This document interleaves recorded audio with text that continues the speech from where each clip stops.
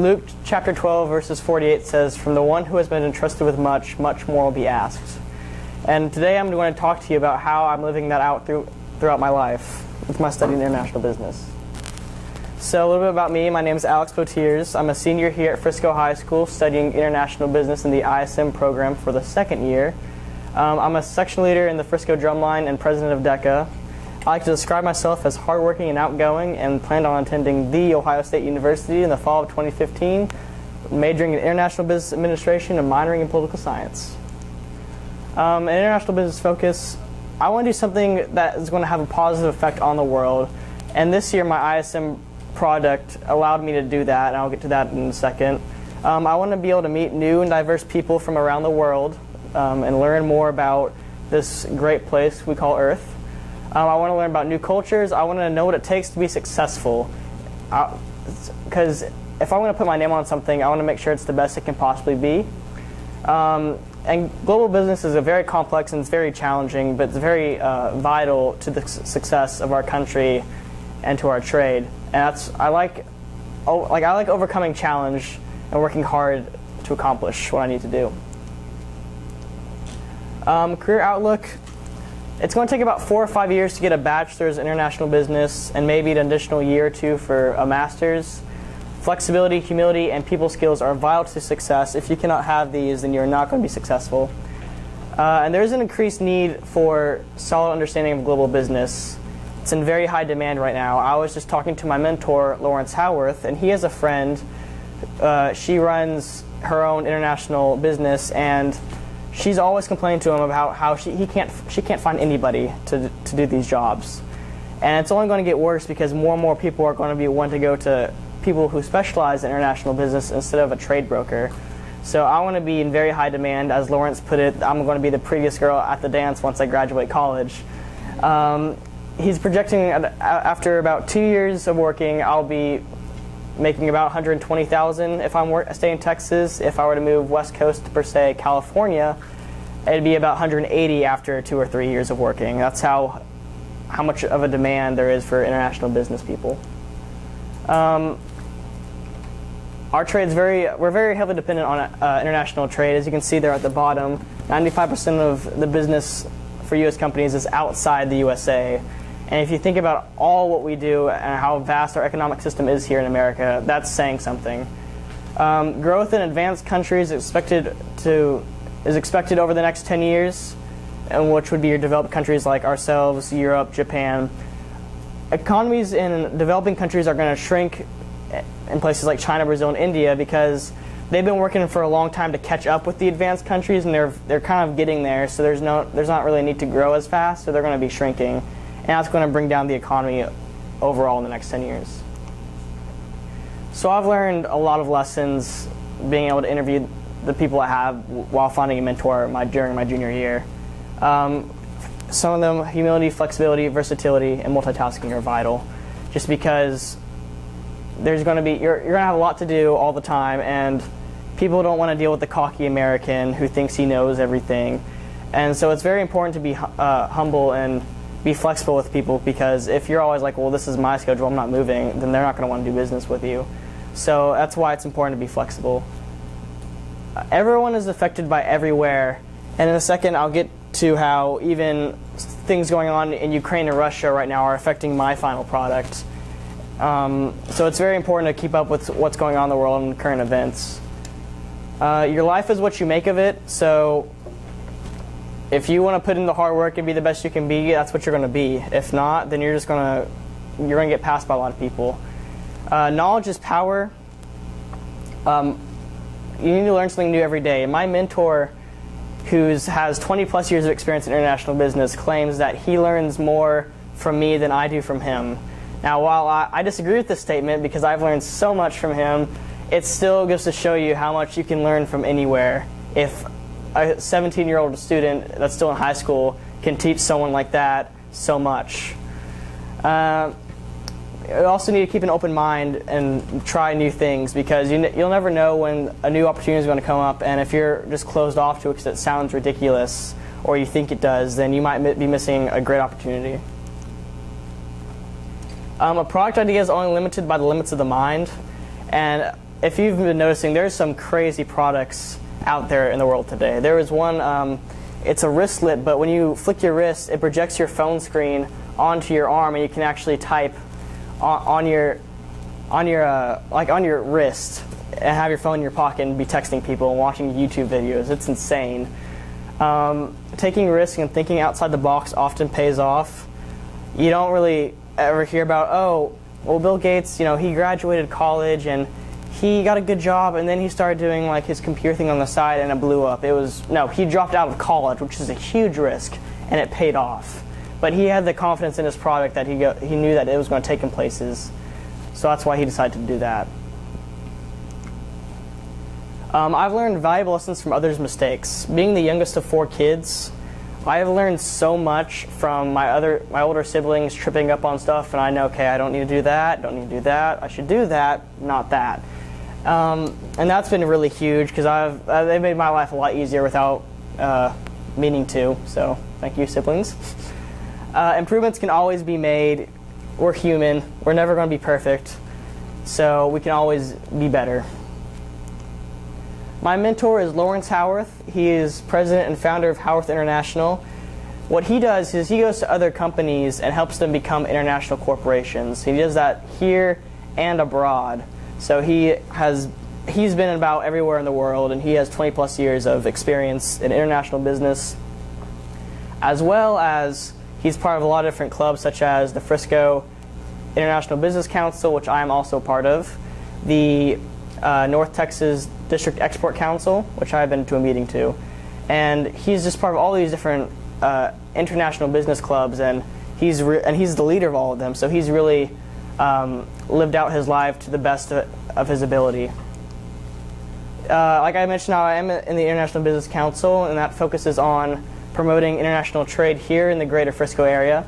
And I've been able to learn a lot from this program. It's been cool to see how much even international business affects us locally, because we don't really think about how people in South America and Africa and the Middle East, how their trade affects us here, and how our constant growth is so much fueled by international investment.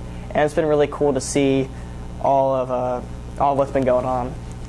This is a picture of myself and the International Business Council, and I've also been able to meet with a lot of them. I've been able to see his pharmaceutics factory, which is going to revolutionize the industry of pharmaceutics, and it was really cool. I wish I could say more than what I can. So my original work this year was making the business plan for the industrial side of Better World Products, which was the company I worked on last year. However, last year I worked on the personal care product side, which was importing shea butter and African black soap from Benin. This year it was more of an export, and I worked on wood pellets. And it was cool because when I first got into ISM, I thought, okay, what would you want to sell one day? And back to what I was saying earlier about I want to do something that had a positive impact on the world, I just kind of imagined clean energy. So when Lawrence brought up the possibility of selling wood pellets, I was all over it.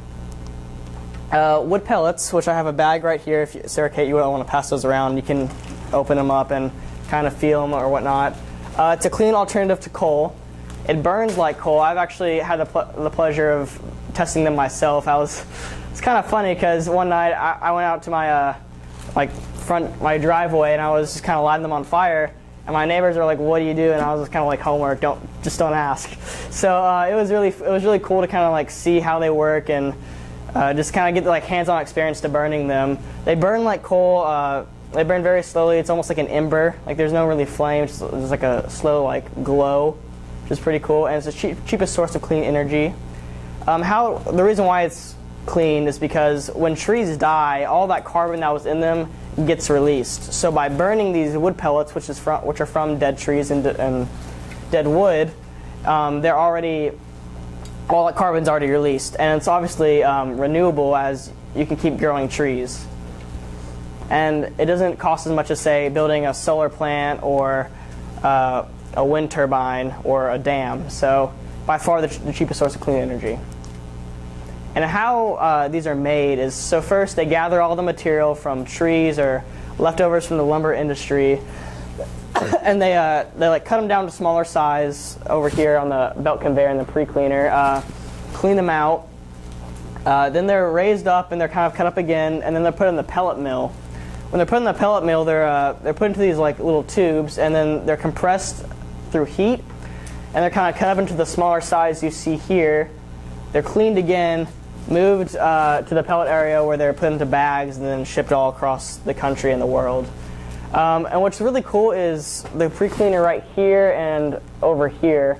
After that, what was cleaned is actually goes back here to make more wood pellets. So essentially, wood pellets are leading itself to more wood pellets, which is extremely efficient and really cool. Competition. So there's 4 major production centers in the USA that produce 100,000 tons of wood pellets or more a year, and those are the Maine Wood Pellet Company, Confluence, Huron, and Lee. There are many more that are proposed or under construction, but right now these are the 4 main ones. Russia is also produce wood pellets. However, right now they're not much of a problem despite having the largest wood pellet in the world. Does anyone know what's been going on with Russia and Ukraine or kind of heard about it? Not really, no? So Coach Kopp does. So what was happening is there's a part of Ukraine, Crimea, is that how you pronounce it? Crimea. And very heavy Russian population there. So Russia, one day, this was about after the Winter Olympics of 2014, they decided that they were just going to take that land, and so they could have a warm water port and get this population of Russian loyal citizens back. So they just one day rolled in their tanks and were like, we're going to take this. And Ukraine, not being nearly the military power Russia was like, all yours. And despite having America saying like don't you step over there, don't you step over there, and they were just kind of like, fight me. And so we weren't going to, and they were all like, woo, like we're the best, like we stuck it to America in the West. But what the European Union did and America did is they imposed an embargo on them. And what an embargo is saying you can't trade with this country. And Russia is very heavily dependent on the European Union for trade. So while they might have Crimea and might be like sticking it to Ukraine to the West, we're sticking it to them by imposing pretty heavy economic sanctions on them, which will eventually catch up with them and really cripple their economy. The censorship in Russia right now is more focusing on the fact they took Crimea and stuck it to the West than the fact that they're getting hammered by economic sanctions. But so they're not going to be trading with the European Union probably anytime soon, so they're not really a threat right now. But the strengths of some of these American companies,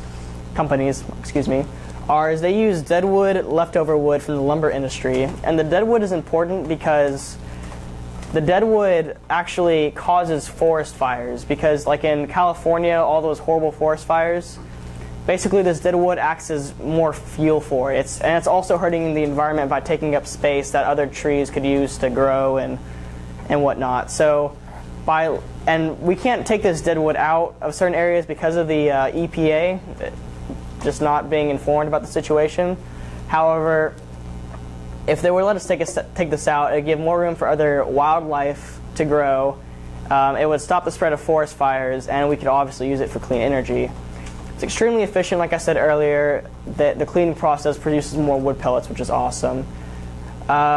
Lee Energy is very close to ports in Miami, which can go international. And they're all in forested areas. Maine is a very heavily forested area, and so is the Southeast. Weaknesses. New England actually ran out of wood pellets in the winter of 2013. And this is bad because Maine has a wood pellet plant in Maine, and that's right in the heart of New England. So if they're running out of wood pellets there, like that, they're not being able to produce supply. They're not being able to produce demand. Huron sells them out of New York. However, they don't have the capability to go outside of 300 miles of their plant, so they can't go international. So since Maine is struggling with just providing for its own, they can't go international. Huron can go international because they just don't have the skills to do it. Confluence is the biggest out west. However, they also aren't really near any major ports, and they don't really sell international either because, again, they don't have the people that know how to sell international. And Lee actually, they sell international, but they seem to promote their wood pellets more for animal bedding instead of clean energy, which is odd. But I mean, I guess profit's profit. However, our strengths are we'd be in a forested area of Nacogdoches, Texas. We'd be close to the ports of Houston and New Orleans, which are very big ports, and we have the people that have the knowledge to go international.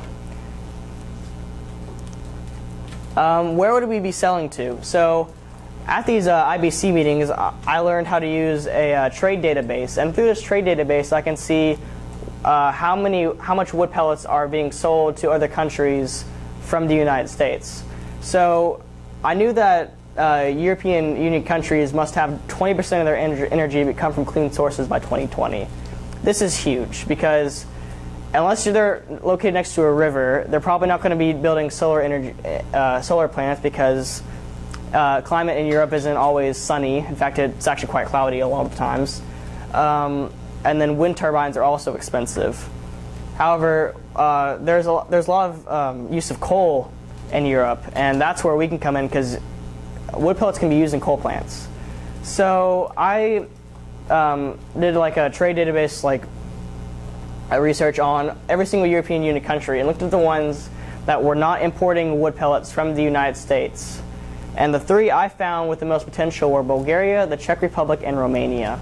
The Czech Republic especially uses a lot of coal, and they don't import any wood pellets, so that's where we can step in and offer them a way to meet that mandate by the EU.